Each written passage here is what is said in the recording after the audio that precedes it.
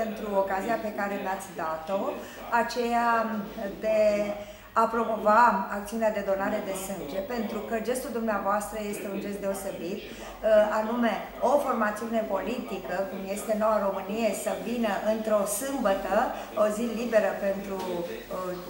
toți cetățenii, sau pentru majoritatea cetățenilor, și să facă un astfel de gest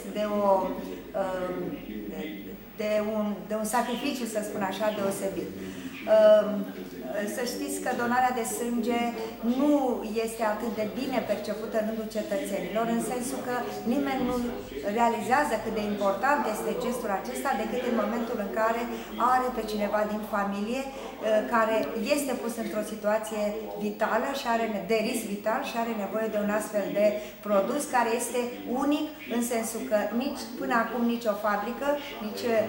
un institut de cercetare farmaceutică n-a reușit să obțină un astfel de produs. Ca atare, mulțumim mult formațiunii care astăzi s-a mobilizat în realizarea unui gest de o noblețe deosebită, cum este acesta,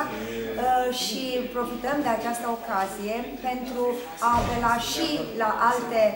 organizații similare cu ale dumneavoastră de a organiza astfel de acțiuni care sunt benefice pentru colectivitate. Pornind de la premiza că în țara noastră necesarul de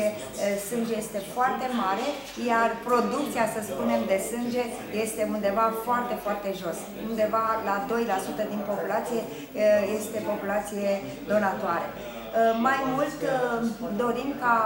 tinerii și, în general, populația până în 50 de ani să încerce să facă un astfel de gest, măcar o dată, dacă nu repetitiv, așa cum am dorit,